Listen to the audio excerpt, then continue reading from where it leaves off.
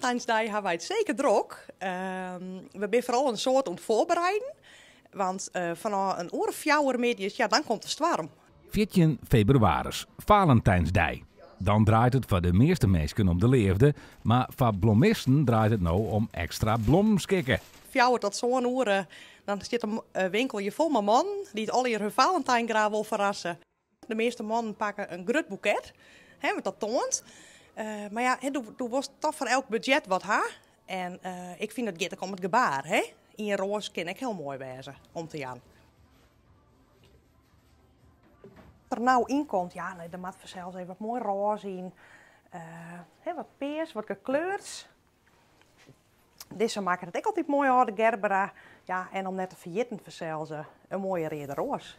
Als de winkel dicht is, kan Alice ook Valentijnsdag vieren. Maar een bloemist hoest duurt één ding net te aan.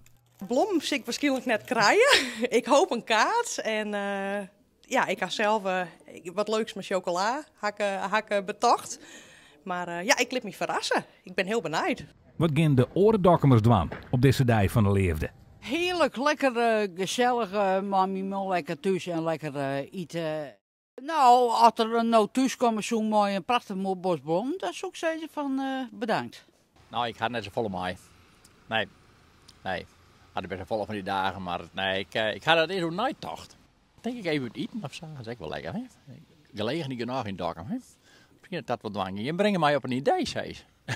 Altijd leuk om even wat aandacht van hier te krijgen. Hè? En aandacht aan een oor te jan. Maar daar hoeft Valentijnsdag van mij net voor. Dat kennen oors ik wel. Het is altijd wel leuk om wel iets te doen op zo'n dag. Dus ja, een hapje eten is altijd leuk. Heb ik zelf ook nog wat aan. Ik ben al meer dan 40 jaar trouw, dus ik ken dit ook nog bij.